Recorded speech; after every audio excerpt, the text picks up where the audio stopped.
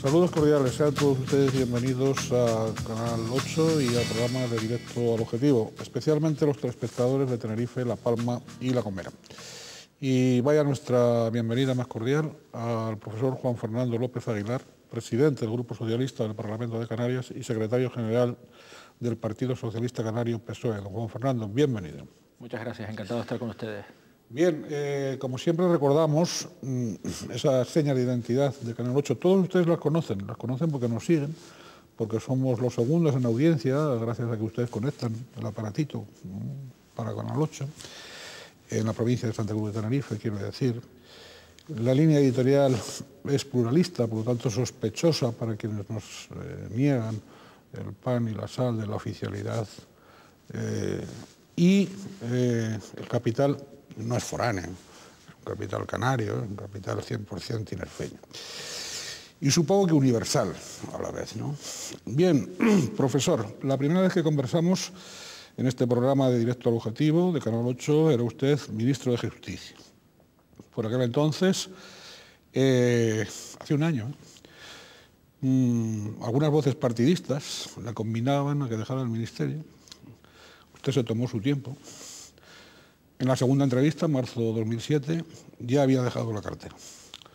¿Le costó mucho o fue que apuró los plazos solo para culminar ese quehacer que usted se había programado cuando aceptó el requerimiento del señor Rodríguez Zapatero de formar parte del gobierno? Digo, acabar lo que usted se había programado en el ministerio.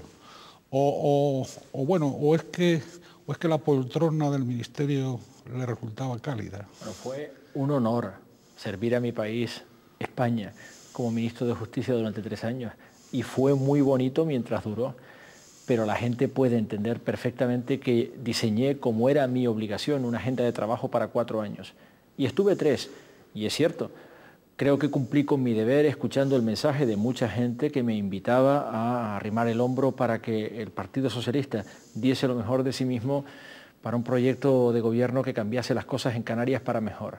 Y ganamos las elecciones, quiero recordarlo de nuevo.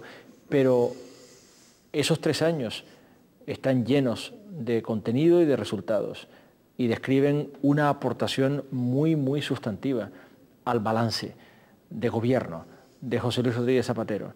Fíjese que en 3 años impulsé y completé la aprobación de 23 leyes, además de otras actuaciones políticas muy importantes como el impulso a la implantación de la nueva oficina judicial o el traspaso de competencias a comunidades autónomas que todavía las tenían pendientes. Pero sobre todo, desde el punto de vista legislativo, creo que hicimos un trabajo impresionante de contribución al avance social, que creo que es el balance más notable, más sobresaliente, más positivo del tiempo de gobierno de José Luis Rodríguez Zapatero. Impulsé otras 7 que quedaron en tramitación, alguna de las cuales está completando ahora su tramitación, y no menor como es el caso de la adopción internacional, pero creo que el balance era lo suficientemente abultado e importante como para que yo me esforzase para llevarlo tan lejos como me fuera posible, y es lo que hice. Pero a partir del momento en que asumí la camiseta de candidato a la presidencia del gobierno de Canarias, me empleé a fondo, como he hecho siempre, y creo que los resultados están ahí para ponerlo de manifiesto. El Partido Socialista por primera vez en 25 años ha vuelto a ser la primera fuerza en Canarias. Ganamos las elecciones en el escalón municipal, en el escalón insular, en el escalón regional, y estoy orgulloso de estar haciendo este trabajo. Bien, llegaremos a ese punto de las elecciones, de la valoración de las elecciones, pero antes yo quería plantearle, al hilo de muchas versiones que se han dado, de muchas declaraciones, insinuaciones, yo qué sé. Usted aprovechó sobre todo el último tramo en el Departamento de Justicia para acosar judicial y policialmente a las demás fuerzas políticas canarias y mermar así pues esos prestigios ante las urnas, ¿no? Se lo voy a plantear de otra forma. En un Estado democrático y de derecho, un ministro de Justicia, por muy ministro que sea, puede entrometerse en el Poder Judicial, privándole de su independencia, y marcar tiempos y ritmos en los procesos, en las imputaciones. No está al alcance de ningún ministro de Justicia, ni de este que lo ha sido, ni de ningún otro. No está al alcance de ningún ministro, no está al alcance de ningún gobierno. Ese modo de alegar es el propio de quien desprecia a la ciudadanía y cree que mentir es impune. Es el modo de razonar de la derecha española. que arrancó esta legislatura cabalgando una mentira, la mentira del 11 de marzo, y toda la legislatura ha permanecido enganchada a la mentira, sin ser capaz de desatascarse de la mentira. La mentira de que para perseguir la corrupción es necesario o es posible que ningún ministro del gobierno pueda dirigir como si fueran marionetas o títeres a los representantes del Ministerio Fiscal, a la Judicatura, ni siquiera a las fuerzas de cuerpos de seguridad del Estado, alejándolas ni un milímetro de la objetividad, del interés general y, por supuesto, de su subordinación a la ley, es inaceptable en democracia. Y creo que retrata de manera infamante a quien galopa esa mentira. Y hemos visto a los dirigentes del Partido Popular hacerlo una y otra vez, también aquí en Canarias, lo tengo muy grabado en la memoria. Vi una y otra vez, de manera abochornante para él, al presidente del Partido Popular en Canarias, actual vicepresidente del Gobierno de Canarias, mentirle a la gente pretendiendo que cada vez que se producía una actuación judicial contra un alcalde presuntamente corrupto o una administración presuntamente corrupta dirigida por la sigla del Partido Popular, eso obedecía a alguna conspiración en la que policías, fiscales y jueces estarían siendo marionetas del ministro de Justicia o del Gobierno socialista. Es completamente inaceptable. Pero además creo que la gente no es tonta. Y por tanto no creo que esto merezca ya mucho tiempo a estas alturas despejarlo, pero sí poner en su sitio a quienes se humillaron a sí mismos, pretendiendo que la gente es tonta, argumentando de esa manera. Oiga, al hilo de la actualidad, ¿qué está pasando con la renovación del Consejo General del Poder Judicial? Pues mal, muy mal. Es un órgano constitucional de la mayor importancia, que no es el Poder Judicial, sino que tiene como trabajo gobernar los asuntos internos de la Judicatura y de la Magistratura, para que todo el mundo lo entienda.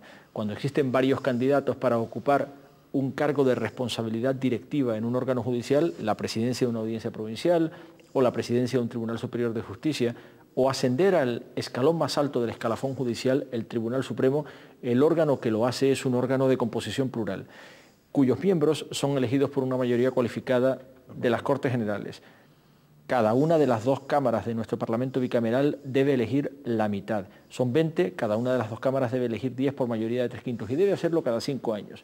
Cuando las cámaras parlamentarias no hacen ese trabajo, están fracasando, porque están incumpliendo la Constitución y están enviando un mensaje negativo, no solamente a la sociedad, en la medida en que el Parlamento no puede hacer su trabajo, sino también a la Judicatura, perjudicando a la justicia, que tiene derecho a que al frente de la justicia haya un órgano de gobierno en plenitud de facultades. Ahora, la responsabilidad de lo que está pasando está muy clara. Es de quien cree que el Consejo General del Poder Judicial es una finca de su propiedad que puede manipular a su antojo. El Partido Popular, la gente tiene derecho a saber que si el Consejo del Poder Judicial no se ha renovado todavía y lleva un año en funciones, y lleva un año de prórroga respecto de la caducidad del tiempo de 5 años que tenía como mandato, es enteramente la responsabilidad del Partido Popular, que es el único grupo parlamentario que se niega a renovar el Consejo. Todos los demás órganos, todos los demás grupos parlamentarios vienen urgiendo del Parlamento que haga su trabajo. ¿Por qué no quiere el PP que se renueve el Consejo? La respuesta es muy clara. Porque el PP cree que la actual mayoría conservadora del Consejo, que obedece de la anterior legislatura, le favorece y por tanto manipula de manera espúrea o bastarda un órgano que no le pertenece al PP porque no es su finca, sino que pertenece a la Constitución y a todos los españoles. El PP es el responsable, por tanto que nadie se llame a engaño. Si el Consejo no se ha renovado todavía, no es porque los partidos no se pongan de acuerdo ni las responsabilidades están simétricamente distribuidas. No, no, no. Lo tiene que saber todo el mundo. Quien tiene toda la responsabilidad y la pelota en su tejado es el PP, y la razón es clara, porque al PP le da igual hacer tierra quemada con las instituciones, ya sea el Consejo del Poder Judicial, ya sea el Tribunal Constitucional, con tal de manipular a su antojo, creyendo que puede salirse con la suya.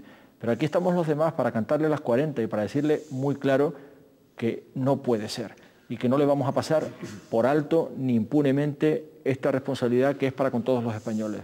Precisamente el miércoles pasado, día 7, miércoles pasado, la semana pasada, las fuerzas parlamentarias, todas las fuerzas parlamentarias creo que instaban al Partido Popular al diálogo para que se produjese esa renovación, ¿no? Así debiera de ser. Bien, al hilo de la actualidad también tengo que preguntarle por la sentencia, la esperada sentencia, por cierto, Así es. del 11.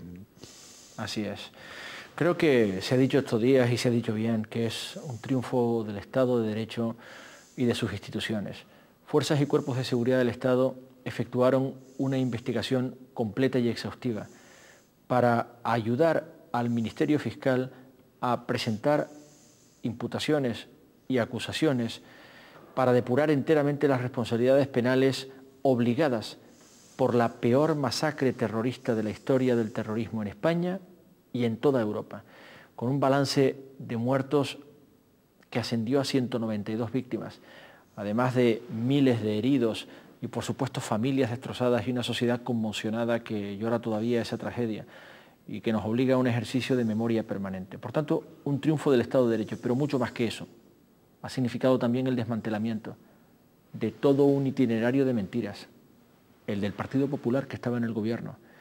El Partido Popular en el gobierno mintió a los españoles. ¿Y sabe por qué? Todo el mundo lo sabe. Porque primó su interés electoral y su cálculo electoral a su deber con la verdad, con la solidaridad con las víctimas, que fueron los muertos, y con el conjunto de la sociedad española que estaba consternada y conmocionada. Primó su interés electoral porque tuvo pánico de que si los españoles sabían, como se supo en 24 horas y toda la opinión pública mundial lo sabía, porque los medios de comunicación internacionales y digitales estuvieron ahí para dar cuenta de ello, que la obra asesina llevaba todas las trazas de llevar la firma del yihadismo, es decir, del terrorismo islamista radical y no del terrorismo de ETA. Pero el PP quiso embarcar al conjunto de la sociedad española en un engaño masivo, diciendo que había sido ETA. No lo dijo de forma inocente, lo dijo porque quería sacar provecho electoral de que hubiera sido ETA. Y todavía peor, porque tenía miedo de recibir castigo electoral si los españoles descubrían que no había sido ETA sino el yihadismo, porque tenía miedo de que los españoles la pusieran en conexión con la infame guerra de Irak, que por cierto, desde que se desencadenó, ha significado que en Irak todos los días sean 11 de marzo, porque no ha pasado un solo día en los últimos 4 años en el que no haya un balance de 200 muertos. Una masacre terrorista como la del 11 de marzo tiene lugar todos los días en Irak, que se lleva por delante vidas humanas tan irrepetibles y tan valiosas como las que fueron cegadas por esa masacre terrorista que tuvo lugar en Madrid. Lo más infame es que desde entonces el Partido Popular no ha sido capaz de desengancharse de la mentira. Y lo más terrible e ignominioso a estas alturas es que el Partido Popular ha construido toda una historia de mentiras que pone de manifiesto una ignominia moral, y es la de pretender que la víctima del 11 de marzo no fueron los españoles que perdieron a sus seres queridos y en particular las familias que se vieron truncadas por aquella masacre. No, la víctima del 11 de marzo en la delirante fabricación conspirativa del PP es el propio PP, porque la tesis del PP consiste en que el 11 de marzo tuvo lugar con un objetivo político, quitar un gobierno del PP para poner a uno del PSOE, lanzando además la insidia de que, por tanto, si el objetivo era poner un gobierno del PSOE, el PSOE tenía que ver con la masacre. Esa indignidad la hemos tenido que escuchar hasta la náusea. Pues bien, esta sentencia ha desmantelado esta mentira, ha desmantelado a los fabricadores del bulo de la teoría de la conspiración, ha desmantelado la ignominia moral del PP, que ha estado explotando la mentira todo el tiempo, diciéndole a los españoles que la víctima del 11M era el PP porque el PP perdió el gobierno, no las familias que se vieron destrozadas por haber perdido un ser querido e irrepetible que todavía lloran. Creo que los españoles no nos merecemos este PP. Creo que otro PP hace tiempo que va haciendo falta. Y creo que otro PP solo puede venir de una segunda derrota electoral en marzo del 2008, todavía más contundente de la que padecieron en marzo del 2004. Vamos por partes, don Juan Fernando. Llegaremos a eso también en el transcurso de la entrevista. Bien, el Ministerio Fiscal sí que ha recurrido la parte de la autoría intelectual de esta masacre, ¿no? No, no es exacto. No es exacto en absoluto. Para empezar, yo no quiero utilizar términos técnicos del derecho que puedan confundir a parte de la audiencia, pero la gente tiene derecho a saber que la autoría intelectual es una fabricación, un bulo, que no tiene ningún contenido en derecho y por tanto no tiene ningún contenido en un proceso penal. No existen autores intelectuales de ningún delito, es una figura que no existe. Alguien se pregunta quién es el autor intelectual cuando un sicario un miserable sicario de ETA pega un tiro en la nuca a un concejal cuando está tomando una caña con sus amigos en la barra del bar de cualquier localidad del País Vasco o de Navarra? Evidentemente no. La responsabilidad se imputa del sicario, del asesino que ha ejecutado el delito y de la organización terrorista ETA. Pero nadie se pregunta quién fue el inspirador, quién fue el inductor. ¿Alguien ha planificado eso? En primer lugar, ese concepto no es verdadero cuando se trata del yihadismo, del terrorismo islamista. Porque el terrorismo islamista no obedece a una estructura jerarquizada en el que una cúpula militar da las órdenes y algún sicario al final de la cadena ejecuta. No. El yihadismo internacional no funciona así. El terrorismo islámico no funciona así. Hay muchas células, una hidra, como se ha dicho, un monstruo de 1000 cabezas que tienen esa componente letal, esa componente mortífera y que está dispuesta en cada uno de los casos a morir matando. Por tanto, no es verdad que exista una sola autoría intelectual en los crímenes del terrorismo islamista. No es verdad. La prueba es cómo masacra todos los días el terrorismo en Oriente Medio y en particular en Irak, sin que exista una sola autoría. Pero es que además la idea de la autoría intelectual encubre el intento de hacer que el PP tenga un respiradero en sus mentiras. No es verdad que exista una inspiración política en la masacre, no la hubo. Fue la actuación desesperada y criminal, netamente criminal, dispuesta a llevárselo todo por delante en un gesto destructivo en sí mismo sin más, por parte de un conjunto de islamistas radicales que llevaban tiempo confabulados para morir matando, como efectivamente murieron matando los inspiradores del crimen, porque se suicidaron muy pocos días después de la masacre cuando se vieron acorralados por la policía en Leganés. Pero en segundo lugar, hay además en la fabulación, en la fabricación de la autoría intelectual, un prejuicio profundamente racista, y permítame que se lo diga con toda claridad, y se expresa con claridad en los medios de la derecha que más han contribuido a la propalación de esta presunta autoría intelectual, de este bulo de la teoría de la conspiración. Y ese prejuicio racista es el de que no es posible que aquellos a quienes se desprecia porque se les ha calificado de ser unos pobres moritos hayan podido perpetrar tamaña mortandad sin ser títeres o marionetas de alguna mente superior. Eso no tiene ninguna evidencia empírica detrás, no tiene ninguna evidencia empírica, no hay ninguna prueba que indique eso, por el contrario, significa un intento de ayudar al PP a perseverar en su teoría mentirosa de que no se ha investigado lo bastante. La gente tiene derecho a saber con plena tranquilidad que fuerzas y cuerpos de seguridad del Estado han hecho su trabajo de manera ejemplar, han dado una lección de determinación de escala planetaria, de lucha contra el terror, que el Ministerio Fiscal ha construido una investigación y el juez de instrucción ha completado un sumario que es un ejemplo de determinación del Estado de Derecho español contra todas las formas de terrorismo. Y ahí están las condenas para ponerlo de manifiesto. Por tanto, somos un ejemplo ante el mundo. No vamos a consentir que 4 mentirosos y quienes les han hecho la propaganda durante todos estos años se salgan con la suya pretendiendo que si el Ministerio Fiscal recurre la absolución de Rabey Osman, el egipcio, es porque no se ha encontrado la autoría intelectual, porque esa no es la razón. La razón es simplemente que el Ministerio Fiscal sostiene que no es verdad que se conculque el principio de que no se puede condenar a una misma persona 2 veces por el mismo delito, porque el delito sería distinto, además de por el hecho de que Rabey Osman ha sido condenado en Italia por pertenencia a banda armada en una sentencia que está recurrida y por tanto todavía no es firme y por tanto permite una segunda condena por el mismo delito. Claro. Oiga, una preguntita más escueta. ¿Sigue habiendo, volvemos otra vez, corrupción política en Canarias y en el conjunto de España? Yo creo que sería Yo sé que es una pregunta muy general. No, pero sería imperdonable que yo negase que la corrupción es un problema en todas las sociedades abiertas y por tanto, existiendo, es un problema en España. Y además a mí me parece gravísimo. ¿Y en Canarias? Sin duda, porque corroe el vínculo de confianza entre la ciudadanía y sus representantes y sus gobernantes. En la medida en que haya representantes públicos o gobernantes que se desvíen del interés general para subordinarlo a su enriquecimiento personal o al interés de unos pocos, en la medida en que haya esa corrupción, tenemos la obligación de combatirla con todos los instrumentos del Estado de Derecho. Yo lo he hecho como ministro de Justicia y lo sigo haciendo ahora como responsable del Partido Socialista en Canarias. Y lo haré con toda mi energía y determinación, cualquiera que sea mi responsabilidad, en la oposición o en el gobierno.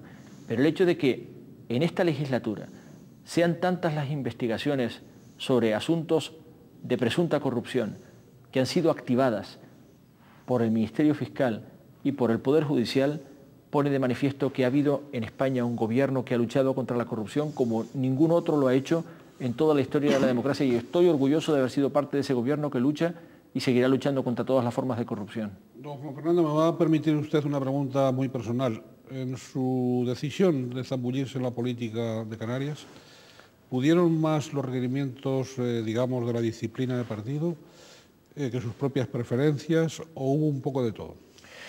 Desde luego, más que mis propias preferencias, pudo más todo lo demás, porque no estoy aquí obedeciendo... Es decir, los requerimientos de su partido. No, esencialmente, iba a explicarme, esencialmente la esperanza de tantísima gente de que yo pudiera contribuir modestamente, como pueda ser, a mejorar las cosas en Canarias. Mucha gente me hizo llegar ese mensaje y era un mensaje que yo no podía desoír.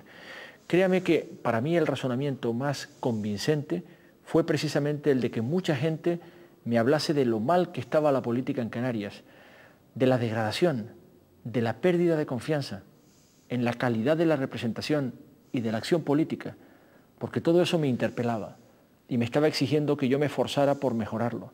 Modestamente como pueda ser, creo que era mi deber asumir esa responsabilidad, porque mucha gente me lo estaba pidiendo. Por lo tanto, creo que soy honesto, lo he dicho muchas veces, si vuelvo a afirmar que no estoy aquí por ambición personal, no estoy por aquí cumpliendo un cálculo personal, estoy cumpliendo con espíritu de servicio, lo que ha sido siempre mi sentido del deber, que es mi divisa en la vida, más fuerte y más importante que muchísimas otras cosas. Por tanto, si usted me pregunta mis consideraciones de partido, la gente que me pidió que diera el paso, la gente que tenía esperanza de que yo pudiera contribuir a que la vida política canaria mejorase y que la confianza entre ciudadanía y su gobierno mejorase, todo formó para mí una determinación, tomar la decisión de abandonar el Ministerio de Justicia y asumir esta responsabilidad. Bien, sin embargo, dado el sistema electoral que rige en el archipiélago, ha de suponerse que usted era consciente de que no sería presidente de Canarias, digo, con plena estabilidad parlamentaria, ¿no? Con mayoría parlamentaria, ¿no? Mayoría absoluta, si faltaban los pactos, ¿no? Si faltaban los pactos. Y con todo, en nuestra tercera entrevista, la del 21 de mayo, se mostró usted ilusionadamente esperanzado en acceder a la presidencia, resueltamente esperanzado para acceder a esa presidencia. Bien, a partir de ahí yo quería que nos hiciese, que haga el esfuerzo que lo va a hacer, seguro, que nos hiciese un poco la síntesis de cómo fue, cómo analiza esa campaña electoral, sin olvidarse de las cargas de profundidad dirigidas, ya antes de que llegara, desde cuando era ministro, ¿no? Cargas de profundidad que recibió de otros adversarios, y se dice que hasta de su propio partido, ¿no? De que a veces son las que más duelen, ¿no? o las más incoherentes, ¿no? Bien, ¿cómo analiza usted? ¿Cómo fue esa campaña electoral? Yo tenía la ilusión de presidir el gobierno de Canarias para hacer las cosas mejor, y creo que esa ilusión se vio correspondida con el depósito mayoritario de confianza. Una mayoría de canarios quería cambiar el gobierno, y ¿sabe qué le digo? Sigue queriendo cambiarlo. Una mayoría de canarios desautorizó en las urnas a los responsables de los malos gobiernos durante demasiados años. Coalición, lo que queda de coalición, que es ATI y el Partido Popular. Una mayoría de canarios está cansada de una monserga que pretende capitalizar o rentabilizar explotando con propaganda todo lo que va bien, pero al mismo tiempo desembarazarse, echándole la culpa siempre a algún otro de todo lo que va mal, en particular de todo lo que sea gente que sufre. Y el Partido Socialista está aquí para decir que en Canarias tenemos un amplio autogobierno que tiene el deber de hacerse cargo de los problemas de todos, pero de forma muy especial de los que no tienen de todo, de la gente que sufre.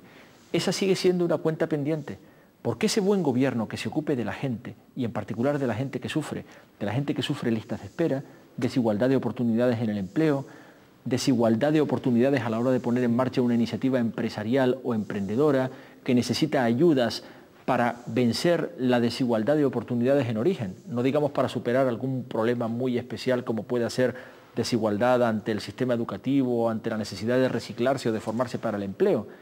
Toda esa gente en Canarias tiene derecho a saber que aquí hay una alternativa disponible para hacer ese trabajo, pero esa gente sabe que no podemos esperar que haga ese trabajo el mal gobierno que nos ha traído a donde estamos. Una educación desastrada, con una función pública docente desmoralizada, una sanidad en conflicto, servicios públicos deteriorados. Por tanto, sigo pensando que merece la pena y que la medicina es votar más y continuar empujando en la buena dirección. Pero déjeme que le complete que esa ilusión que se ha visto ratificada por el depósito mayoritario ha sido decepcionada por quienes le dan a los canarios lo que no querían, más de lo mismo a peor. Yo subrayo que quienes estaban en el gobierno han perdido votos y escaños. Se ha derrumbado coalición y ha descendido de forma abrupta el Partido Popular presentando por segunda vez al mismo candidato que hace 4 años. Eso en el Partido Socialista significa un fracaso que conduce a la depuración de responsabilidades. Ellos no han depurado ninguna responsabilidad ni han ofrecido ninguna explicación.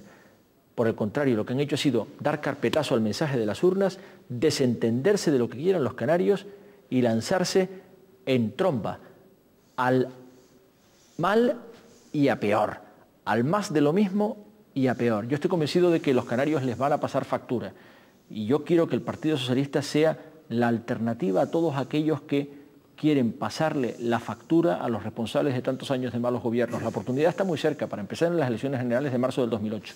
Bien, iremos ahí. Conocido el veredicto de las urnas de mayo, ¿había clima posible de algún tipo de pacto entre el Partido Socialista y otra fuerza parlamentaria en concreto? ¿Las negociaciones con Coalición Canaria fueron en algún instante algo más que una escenificación inútil? No, nunca fueron más que eso, pero déjeme decirle que nadie podrá reprocharme no haber cumplido con mi deber.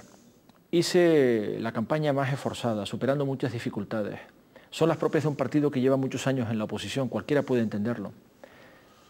Coalición y Partido Popular llevan muchos años compartiendo esferas de gobierno desde las que se maneja poder, recursos económicos y presupuestarios para comprar muchas voluntades, para trabar muchas relaciones de clientela con muchos poderes sociales, con muy buena parte del tejido social canario.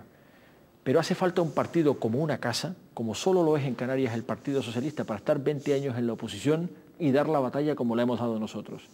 Precisamente por eso hemos pasado de ser tercera fuerza en Canarias a ser primera, en el escalón municipal, en el escalón insular, en el escalón regional, en el escalón autonómico. Somos la primera fuerza en Canarias. A partir de ahí yo cumplí con mi deber como candidato de la primera fuerza y acudí a una conversación con el candidato de la segunda fuerza en escaños, tercera en votos, con quien hoy es presidente del Gobierno de Canarias. Ha sido mi única conversación con él y le dije con claridad que teníamos una oportunidad de intentar hacer las cosas bien, pero es evidente, lo sabía todo el mundo y yo también, que ellos ya tenían preparado darle a los canarios más de lo mismo a peor desde antes incluso de que se pronunciasen las urnas, desde antes de que hablase la ciudadanía. Es su responsabilidad. Se han abrazado de nuevo los perdedores del 27 de mayo para no derrumbarse. Es su responsabilidad, no la del Partido Socialista. Pero lo que tienen los canarios derecho a saber es que aquí hay un Partido Socialista que no les va a pasar ni una. Aquí hay un Partido Socialista que no solamente es una alternativa, sino que va a completar el trabajo. Y aquellos que se sientan tentados a la vista de que Coalición, ATI y el PP han decidido darles más de lo mismo, de desistir de las urnas y de renunciar a darle su merecido con el voto, yo les digo que no, que el trabajo no está completado, lo tenemos que completar. Y creo además que es posible hacerlo incluso sin cambiar el sistema electoral, que es un objetivo del Partido Socialista en particular en la perspectiva de la reforma del Estatuto de Autonomía. Creo que con este sistema electoral está al alcance de la ciudadanía elegir el gobierno que quieren y deshacerse del gobierno que no quieren. Por tanto, les estoy diciendo a quienes me escuchan que el Partido Socialista es su alternativa para completar esa faena. Pero 31 diputados, vamos a ver, usted consigue 26, que es el máximo número de escaños que no le voy a echar flores, pero bueno, ahí están las estadísticas, ¿no? Nunca ningún otro partido ha conseguido por eso, 26 bien, escaños, nunca los consiguió coalición. 26, eso ha sido un récord. Pero 31 da la impresión de que es imposible. No es imposible, depende de la ciudadanía.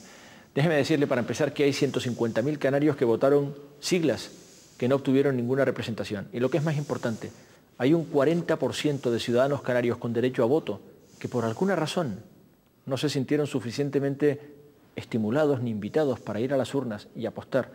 Yo les digo a todos aquellos que estoy convencido son inmensa mayoría en Canarias, que no se sienten orgullosos de este mal gobierno, a todos aquellos a los que les gustaría sentirse orgullosos del gobierno de Canarias y no se sienten orgullosos cada vez que escuchan a estos malos gobernantes la monserga pueril y parvularia de que Madrid nos maltrata y que si la sanidad canaria es un desastre y la educación también, la culpa la tiene Zapatero en Madrid, a todos esos canarios que se sienten abochornados cada vez que quien hoy es presidente del gobierno de Canarias dice banalidades o tonterías que están a muchísimos años luz por debajo de lo que cabría esperar de quien es presidente del gobierno de Canarias, a todos esos les digo que está al alcance de su mano aglutinar el voto, apostar y prestarle un día, solo un día, su confianza al Partido Socialista para que el Partido Socialista pueda restituir ese préstamo con intereses. Para usted ese 40% es un reto, usted tiene que convencer a parte de ese 40%.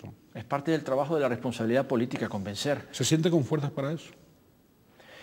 No es un reto individual, no lo asumo como una ambición personal, es un trabajo de equipo y es un trabajo, si quiere... Me estoy refiriendo al Partido Socialista. Sí, si quiere tiene su envergadura histórica, pero creo que si hay alguien que puede hacer eso en Canarias es el Partido Socialista. Fíjense que es el único partido que tiene verdadera implantación regional y capacidad vertebradora de hacer país en toda Canarias. Fíjense que es el único partido que tiene presencia en los 87, ahora 88 municipios de Canarias. Es el único partido que tiene representación institucional en las 7 islas.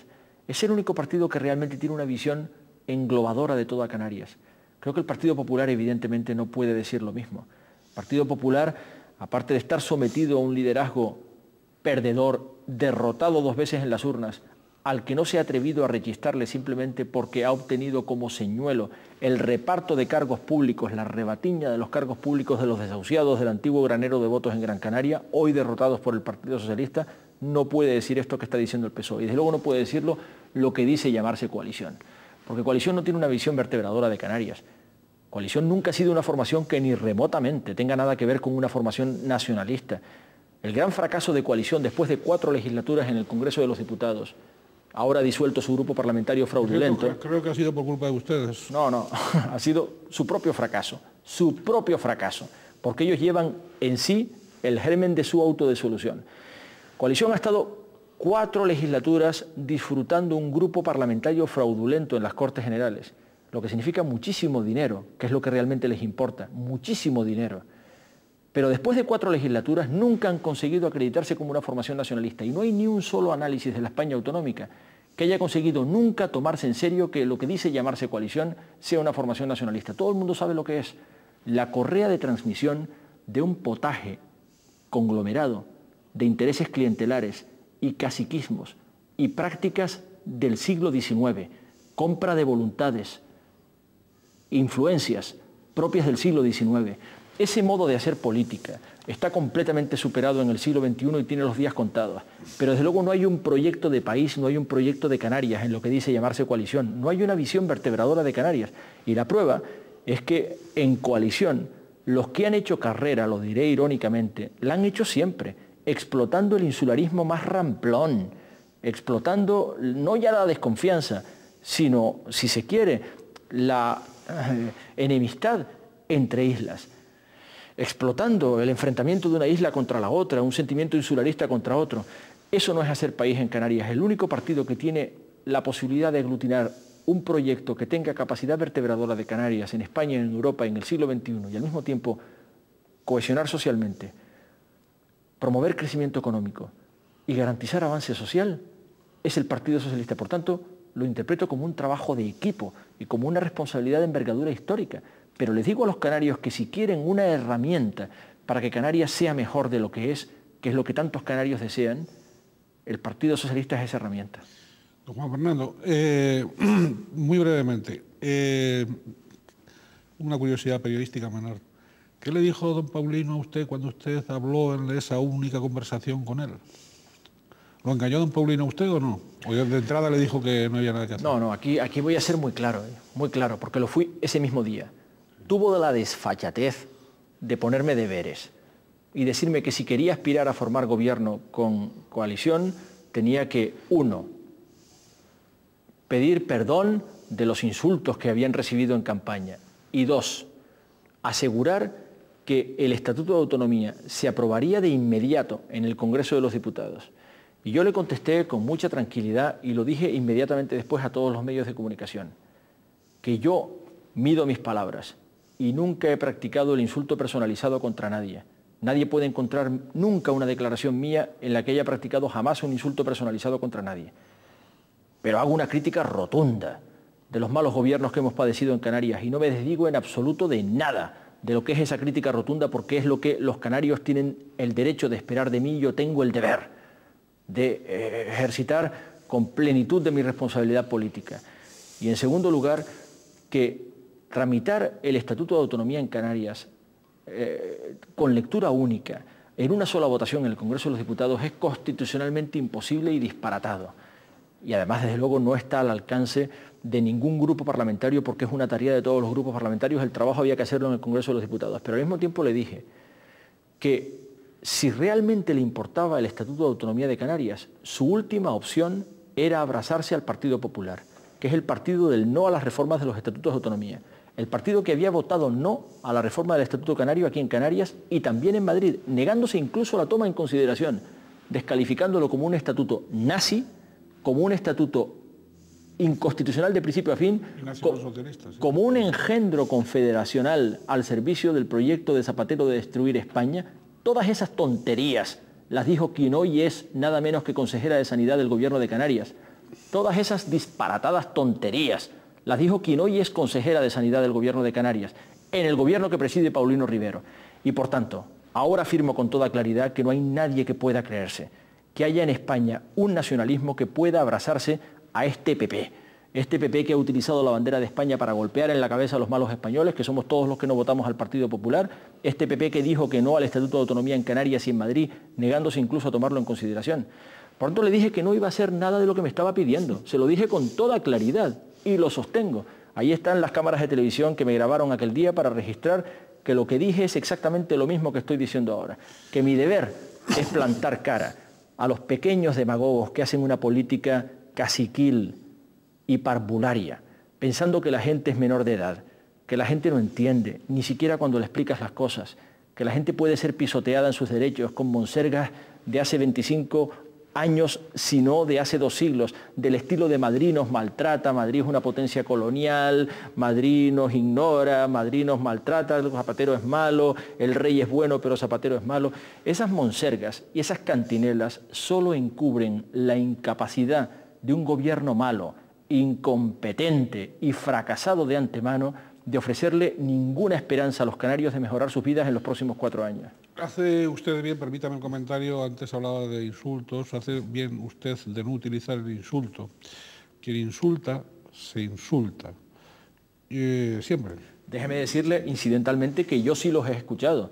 Quiero decir que los que me están escuchando y viendo por televisión sabrán muy bien que yo, siendo candidato a la presidencia del gobierno, recibí muchos ataques personalizados en los que se me mentaba por mi nombre. A mí no existe ni una sola grabación, ni de radio ni de televisión, que me haya escuchado jamás un comentario personalizado sobre nadie. Y en cambio es público y notorio que en campaña como después no hay día en que los demagogos y los propagandistas del mal gobierno me mencionen. No hay día en que no me mencionen. ¿Comparte usted con este aprendiz de periodista eso de que quien insulta se insulta? No tengo la menor duda. Y en desde política luego, y en periodismo y en el Parlamento, donde sea. Y en el Parlamento. En el Parlamento el que utiliza la descalificación personal se degrada a sí mismo. Bien. No degrada a quien la escucha, degrada a quien la profiere. Bien, aunque sea brevemente, háblenos por favor del Congreso Extraordinario del Partido Socialista Canario PSOE, de su elección de secretario general, de esa renovación de la dirección regional del partido. Y bueno, ya al final, ahora no, y siquiera ahora. de ese nuevo rumbo del socialismo en el archipiélago? Pues aquí sí que seré breve, porque es poco lo que quiero comentar del Partido Socialista, porque mis mensajes quiero dirigírselos a la ciudadanía. No quiero hablarle a la ciudadanía del PSOE, sino de sus problemas. El Partido Socialista me ha invitado a sincronizar un liderazgo político que se me reconoce desde el momento en que asumí la candidatura a la presidencia del gobierno y sobre todo desde que resulté el candidato más votado a la presidencia del gobierno, con el liderazgo orgánico. Y por tanto creo que en unas condiciones muy amistosas y fraternales, en las que el conjunto de los compañeros, como se puso de manifiesto en el Congreso, me estaban invitando a asumir el liderazgo, una vez más tenía que cumplir con mi deber y lo estoy haciendo con un equipo renovado, una dirección más compacta. Había una ejecutiva de casi 50 miembros, la actual tiene 20, por tanto es una dirección que intenta llenar de contenido cada una de las áreas para ofrecerles respuestas a la vida de la gente. Y vamos a intentar hacer nuestro trabajo con mucha humildad, pero con mucha determinación. Muy bien, don Juan Fernando, usted es un hombre de Estado y yo le pediría que, si es tan amable, nos valore algunos acontecimientos recientes que yo le voy a ir mencionando, ¿no? Vamos a empezar por esa visita de los Reyes a Ceuta y Melilla y las relaciones de España y particularmente de Canarias con Marruecos. Quiero decir en primer lugar que vivimos afortunadamente en una monarquía parlamentaria, lo que quiere decir que sus majestades los Reyes están bajo la responsabilidad del gobierno de la nación y es el gobierno de la nación el que ha programado este viaje a Ceuta y Melilla, que es un gran acontecimiento y debe ser celebrado como un éxito, porque es una manifestación de afecto a ciudadanos españoles que viven en dos ciudades que están plenamente integradas, no solamente en la soberanía territorial, sino en la representación de la soberanía popular a través de las Cortes Generales. Por tanto, es un mensaje de españolidad de Ceuta y Melilla, encarnado en las personas que encarnan la unidad y permanencia de España, la corona. El presidente del gobierno, José Luis Rodríguez Zapatero, es el primero de la democracia constitucional que tuvo el coraje de viajar personalmente a Ceuta y Melilla. Ningún otro presidente del gobierno lo había hecho. Lo había hecho Adolfo Suárez en la transición antes de la Constitución, pero no un presidente del gobierno constitucional en los últimos casi 30 años. Los Reyes no habían visitado nunca Ceuta y Melilla. Lo han hecho ahora. La gente tiene derecho a saber por qué. Y la respuesta es que el gobierno de José Luis Rodríguez Zapatero ha construido una relación de respeto mutuo y buena vecindad con el Reino de Marruecos. Marruecos es nuestro vecino y es importante, además de inteligente y bueno, llevarte bien con tu vecino. Marruecos es nuestro vecino y no podemos cambiarlo. Por tanto, obedece al interés nacional de España y en particular al interés de Canarias, que es comunidad fronteriza con Marruecos, que haya en España un gobierno que respete a Marruecos y sea capaz de tender la mano y llevar adelante relaciones cooperativas y de buena vecindad. Es lo que ha hecho el gobierno de José Luis Rodríguez Zapatero, marcando así una diferencia con respecto del deterioro brutal que la relación con Marruecos padeció durante el tiempo prepotente y arrogante de gobierno del Partido Popular, que despreciando a Marruecos perjudicó grandemente el interés nacional español y en particular el interés de Canarias. Si Marruecos está colaborando con la prevención de los tráficos ilícitos, con la prevención de la inmigración irregular y con el retorno concertado de ciudadanos marroquíes desde España, es porque en España hay un gobierno que dialoga con Marruecos y coopera con Marruecos. Y a este respecto quiero poner de manifiesto que estos días ha habido una escaramuza parlamentaria en la que un senador de ATI, el señor Belda, se ha permitido votar con el Partido Popular contra la ratificación de un acuerdo suscrito entre España y el Reino de Marruecos precisamente para prevenir la inmigración irregular y propiciar el retorno concertado, es decir, la devolución y la repatriación de marroquíes a Marruecos. Es una actuación disparatada y profundamente perjudicial para los intereses de España, pero sobre todo un mal mensaje en relación con el carácter delicado y estratégico de esta buena relación con Marruecos, que es la que explica que en esta legislatura haya sido posible que el gobierno de España haya tenido el coraje de visitar Marruecos en la persona del presidente del gobierno y de organizar un viaje de sus majestades los Reyes que ha prestado un gran servicio a la integridad nacional española. Don Juan Fernando, las palabras a un lado ahora y los hechos a otro. Palabras de la vicepresidenta del gobierno español de Relaciones Extraordinarias. A continuación, llamada consulta del embajador marroquí en Madrid. Comunicado del rey de Marruecos, desautorizando absolutamente la visita de los reyes. Amenazas veladas de menor control de pateras. ¿Cómo interpreta usted todo eso? En primer lugar, las relaciones fluidas entre dos países se expresan a través de muchos canales, no solamente el diplomático. La relación de España con Marruecos se expresa en la impresionante presencia de las empresas españolas en Marruecos, en el hecho irrefutable de que España es el primer país en ayuda oficial al desarrollo de Marruecos y en cooperación económica con Marruecos, en la presencia de España en el sistema educativo marroquí, con más de 1000 colegios españoles y la enorme potencia de su Instituto Cervantes. Las relaciones de amistad y de buena vecindad se expresan en multiplicidad de planos, pero también está el plano diplomático. Y es en ese plano en el que hay que entender que Ceuta y Melilla son dos ciudades plenamente españolas que están enclavadas en un territorio norteafricano que está todo él rodeado del Reino de Marruecos. Por tanto, es un hecho que en Marruecos, tanto en su gobierno como en su población, hay sensibilidad con la cuestión de Ceuta y Melilla. Y hay una reivindicación que ellos plantean. Los españoles no la compartimos, pero debemos entenderla y ser respetuosos con ese sentimiento marroquí. Por tanto, en ese contexto es entendible que Marruecos haya expresado su protesta y que uno de los instrumentos por lo que expresa esa protesta haya sido la llamada a consultas de su embajador, que no significa ni la retirada de la representación diplomática, ni su cierre, ni mucho menos la cancelación de la relación bilateral. Es un gesto muy entendible dentro de lo que es el conjunto de signos a través de los cuales se expresa la relación diplomática, pero a mi juicio, con tiempo, con templanza y con un buen manejo de situación, la visita de los reyes a Ceuta y Melilla no va a suponer ningún deterioro de la buena vecindad, de la cooperación y de la relación de confianza que es buena para España, buena para Marruecos y especialmente buena para una tierra española fronteriza con Marruecos como es Canarias. Por tanto, déjeme apostar en un voto de confianza porque la relación con Marruecos no se resentirá de este gesto que ha sido la visita de sus majestades los reyes a Ceuta y Melilla. Tenemos muy brevemente que interpretar entonces que las decisiones personales, se dice, de Mohamed VI han sido un brindis al sol de cara a la ciudadanía marroquí.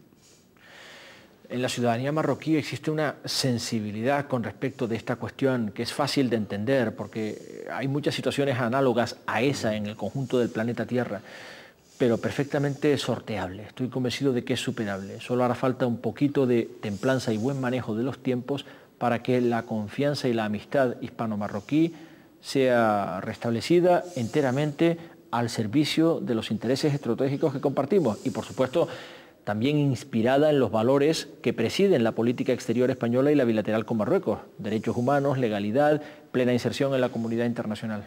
Visita al rey del presidente de Canarias. El rey desempeña simbólicamente la encarnación de la unidad y permanencia de España y por tanto es una visita protocolariamente obligada la que le rinden quienes acceden a mandatos representativos en la España constitucional. Son muy frecuentes las entrevistas y las audiencias con el rey cuando se acceden a responsabilidades políticas. Yo lo he hecho en muchas ocasiones, acudir a la zarzuela y entrevistarme con el rey, tanto con el rey como con el príncipe de Asturias, en distintas circunstancias. Es por tanto perfectamente entendible que el presidente del gobierno de Canarias solicite una audiencia con el rey y el rey la conceda. Pero esa visita tiene un marco, es un marco de cortesía y protocolario, no tiene contenido político. Y desde luego creo que está completamente fuera del guión que el presidente del gobierno de Canarias ofenda el sentido de esa visita, que es de cortesía y protocolaria, pretendiendo sacar tajada política en el sentido más ramplón y en el vuelo más bajo de la extensión de esta expresión. Porque lo que hace inmediatamente después de entrevistarse con el rey es utilizar la visita con el rey para enredar contra el gobierno de España. Es algo inaudito, que le descalifica como indigno ejercicio de esa interlocución, de esa conversación con el rey. Creo, por tanto, que merece la mayor censura. Es algo inaudito que no tiene precedentes. Y además refleja una vez más la estatura minúscula de su modo de argumentar. porque lo que le escuchamos decir es algo tan simple y tan pueril, tan parvulario una vez más como el rey es bueno, pero Zapatero es malo.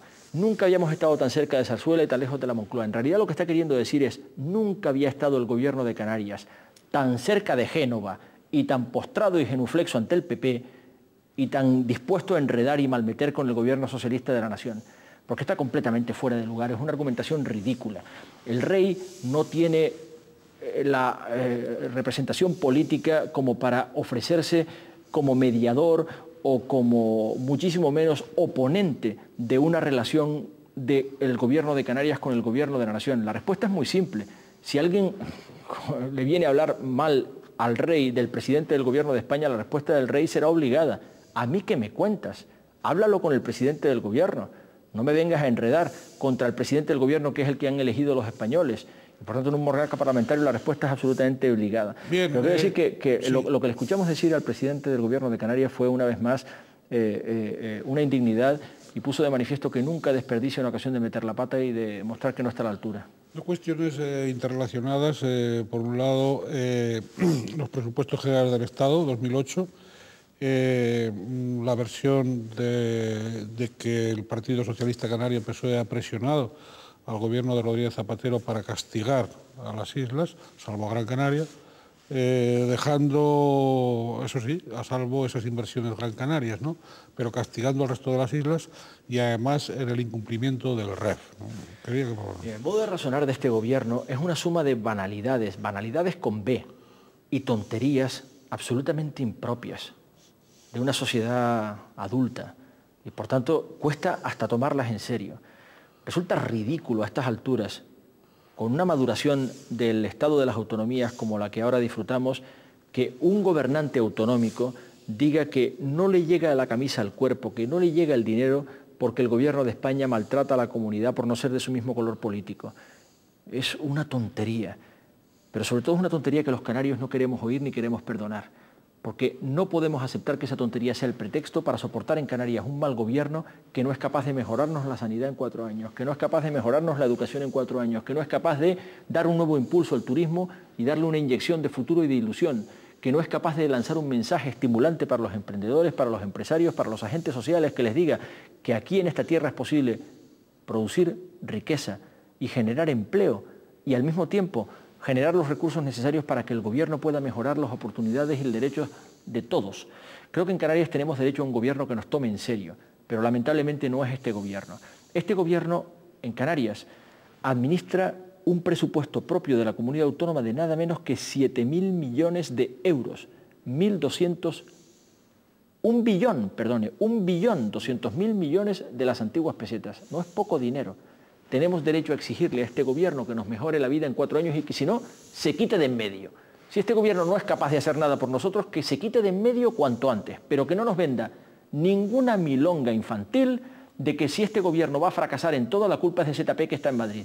Es una argumentación ridícula, que no tiene ningún contenido real, es una argumentación que nos toma por idiotas, es una argumentación dirigida, 1, para consumo de niños de 4 años o de gente a la que se cree que tienen 4 años de edad.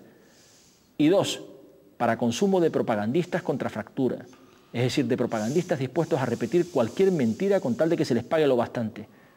Y yo no quiero tomar a la gente canaria sino en serio.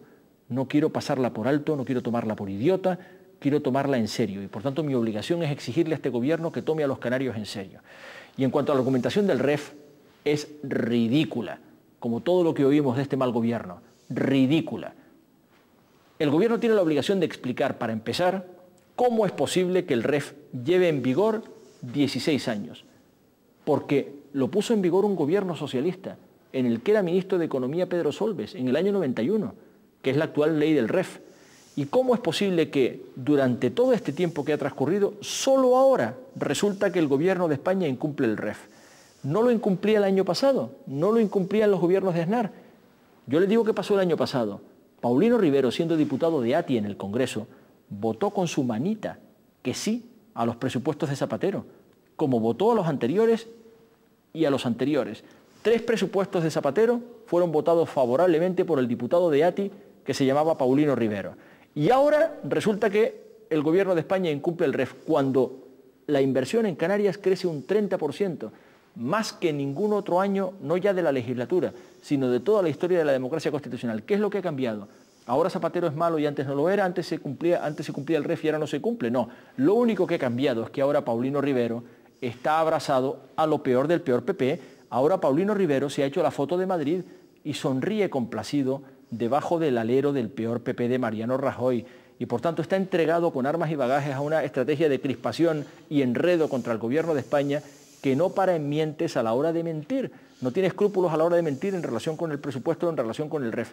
Es una argumentación sin ninguna consistencia, es una argumentación ridícula, pero que tampoco puede servir como excusa y no va a servir como excusa para que este gobierno no se retrate. Y si no es capaz de mejorar la vida de los canarios con los recursos de que dispone, que son muy cuantiosos, lo mejor que puede hacer es quitarse de en medio cuanto antes. El Grupo Socialista va a presentar, por su lado, esa enmienda a la totalidad de los presupuestos de la comunidad autónoma. Así es, ¿y sabe por qué? Porque le hemos escuchado al gobierno de Canarias la tontería de que unos presupuestos que incrementan un 30% la inversión global en Canarias son malos para Canarias, los presupuestos del Estado. Pero son buenos unos presupuestos, los presupuestos de Canarias, que solo incrementan un raquítico y ridículo 1,9% la inversión productiva en Canarias. ¿Y sabe qué es lo que crece espectacularmente? El gasto corriente. Es decir, no ya luz, agua y teléfono. No. Dietas, publicidad, atenciones protocolarias, gastos de desplazamiento. Eso crece en Canarias un 18%. ¿Sabe qué crece espectacularmente, muy por encima del incremento global del presupuesto? El capítulo 1, personal, altos cargos. En particular, la presidencia del gobierno, que crece en gastos de personal nada menos que 2.000 millones de las antiguas pesetas, 12 millones de euros. Todo el mundo sabe por qué. Por eso son unos presupuestos malos para Canarias, unos presupuestos que incrementan nada menos que un 34% la financiación de una televisión tercermundista que es capaz de engañar a los canarios manipulando desinformativamente o tomarlos por idiotas banalizando un problema muy serio como la violencia de género, como es la televisión autonómica canaria. Por tanto, son unos presupuestos que no resuelven los problemas de los canarios, que no van a mejorar la sanidad, ni la educación, ni los servicios públicos, que van a engordar la administración, que van a gastar más en atenciones protocolarias y en dietas y que no apuestan por el futuro. Son unos presupuestos que merecen una enmienda a la totalidad. En la televisión autonómica hay muchos trabajadores que cobran muy poco. Así es, pero no desde luego sus directivos.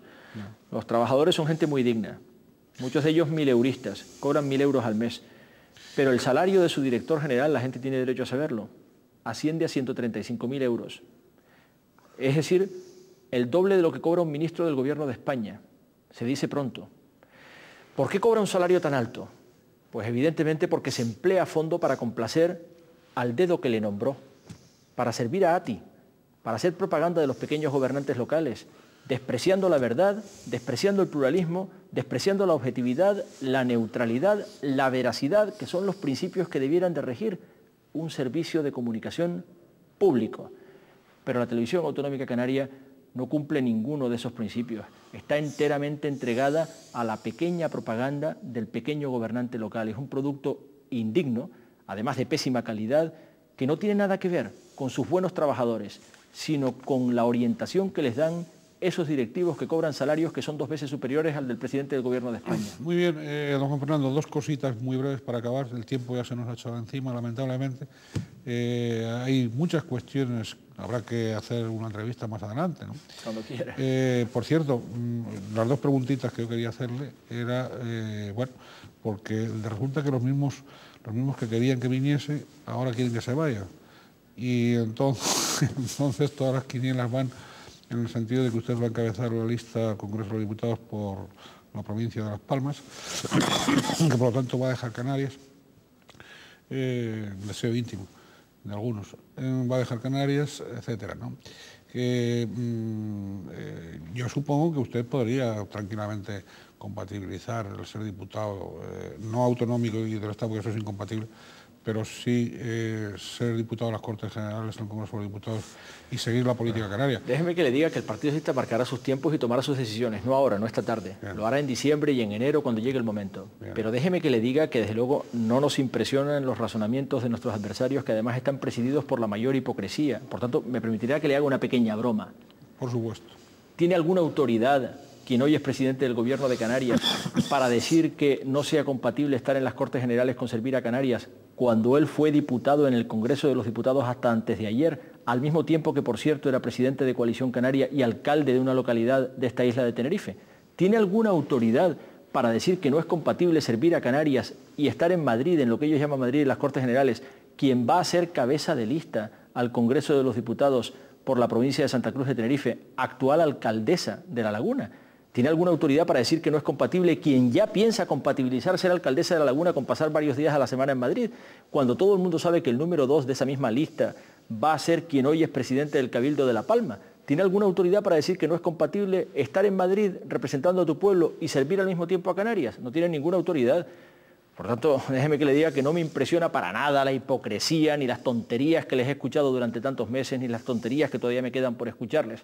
Que el Partido Socialista tomará sus decisiones y lo hará pensando en lo mejor para el proyecto político que representa el Partido Socialista de mejora de la vida de los canarios, y yo voy a emplearme a fondo porque ese proyecto político sea un proyecto ganador.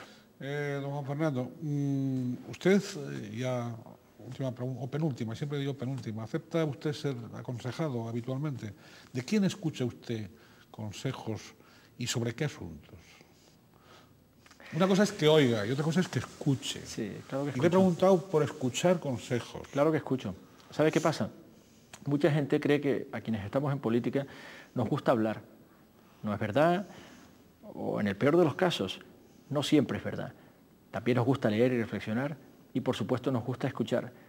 Pero sucede que mucha gente espera de nosotros que hablemos, quiere oírnos. Por eso considero que hablar es parte de mis obligaciones, pero me encanta escuchar y, por supuesto, los consejos que alguien bien intencionado quiera regalarme, los escucho siempre como un regalo. De manera que adelante si quiere darme algún consejo. Yo le preguntaba, yo no soy quien, yo soy un aprendiz de periodista, yo no puedo dar consejos, ni debería, es decir, no me siento capacitado. Me gusta mucho escuchar y créame que he hecho mucho de menos, a menudo pues he hecho mucho de menos el consejo autorizado y cariñoso, y a veces lo busco. He echado mucho de menos a mi padre. Me hubiera encantado tenerle más cerca, tenerle más tiempo. He echado mucho de menos a mi padre, que murió hace mucho tiempo, y muchas veces me hubiera encantado escuchar su consejo. Aunque él solía decirme que yo al final haría lo que me diera la gana, no era verdad, siempre intentaba hacerlo mejor. Pero tenga por seguro que a todos nos interesa contar con la opinión de los demás, y a mí me gusta mucho el trabajo de equipo. Y cada vez que he tenido una oportunidad de asumir responsabilidades he intentado siempre encuadrar mi responsabilidad en un trabajo de equipo. Don Juan Fernando, con toda probabilidad, antes de los comicios próximos, volveremos a invitarle a usted a Canal 8. Le agradecemos su presencia, le agradecemos siempre su disponibilidad a venir aquí. ¿Usted desea agregar algo? No, ha sido un placer esta conversación, siempre lo es venir aquí a Canal 8. Lo agradezco yo mucho. Y por supuesto estaré absolutamente disponible. Lo que quiero decirle a quienes nos escuchan es que tengo una idea de Canarias que está en el siglo XXI. Tengo una idea de Canarias que está muy lejos de la Canarias del siglo XIX, que continúan practicando algunos, porque no es la Canarias real, no es la Canarias del presente. La ciudadanía canaria ya no tiene 4 años de edad, ni está hecha de gente indocumentada que pueda ser ignorada, pisoteada o engañada permanentemente. En Canarias sabemos ya muy bien que vivimos en una tierra abierta y que nos pertenece por entero. En Canarias sabemos que Madrid, como algunos llaman al gobierno de España, no es un enemigo exterior, sino el gobierno que nos representa, porque somos ciudadanos españoles. Los ciudadanos saben que Madrid no es una tribu hostil que nos esté esperando al otro lado del finger, sino que es el espacio de oportunidad al que pertenecemos como ciudadanos libres e iguales con respecto de cualquier otro en España y también en la Unión Europea. Los ciudadanos saben que en Canarias hay una comunidad autónoma desde hace más de 25 años y que hay un gobierno en esta comunidad autónoma que administra mucho dinero público y que ese gobierno no puede eludir permanentemente su responsabilidad ante todo lo que va mal, pretendiendo de manera propagandística colgarse las medallas de todo lo que sale bien. Los ciudadanos sabemos que estamos hartos de que nos tomen por tontos, de que nos vengan con la monserga, de que si algo va mal es porque en Madrid hay un gobierno malo, que nos ignora, que nos engaña, que nos pisotea. No, los ciudadanos lo que queremos es que en Canarias haya un gobierno que nos tome en serio y nos trate en serio y nos dé una mejor sanidad, nos dé una mejor educación. Pero yo estoy viviendo en una tierra en la que la sanidad está en caída libre, la función pública docente está muy enfadada, los servicios públicos son muy deficientes, muy deteriorados. Las madres que tienen hijos drogadictos están escandalizadas de la mala atención que le prestan los poderes públicos de la Comunidad Autónoma Canaria. Las mujeres maltratadas no están satisfechas con el nivel de protección y de atención que se les presta. Y hay tantísima gente que querría tener un apoyo y una oportunidad sin tener que acreditar ser sobrino, ni pariente, ni enchufado de ningún pequeño gerifalte, ni de ATI, ni del PP. Por tanto, hay mucha gente que quiere vivir en el siglo XXI y ejercitarse plenamente como ciudadanos de pleno derecho. Y a toda esa gente yo le digo siempre que el Partido Socialista va a intentar estar a la altura de ese desafío de construir la Canarias del siglo XXI. Estamos a punto de conseguirlo, hemos estado a punto de conseguirlo el 27 de mayo del 2007, pero la tarea no está completada. Habrá otras elecciones, habrá elecciones en marzo del 2008. La medicina es votar más, seguir votando. Luego habrá elecciones europeas en el 2009. Votar más, seguir votando, y elecciones autonómicas de nuevo en el 2011, y ahí el Partido Socialista quiere ser claramente una alternativa ante este gobierno en caída libre, del que la gente en Canarias no se siente orgullosa, que no dice más que tonterías de las que nadie se siente orgulloso. El Partido Socialista va a ser una alternativa frente a todo eso y por tanto yo voy a estar encantado de venir aquí a explicar esa agenda alternativa cada vez que ustedes me inviten. Muy bien, pues muchas gracias a don Juan Fernando y muchas gracias a todos ustedes. Deseándoles, tanto a él como a todos ustedes, lo mejor, que sean felices, siempre digo, en la medida de lo posible.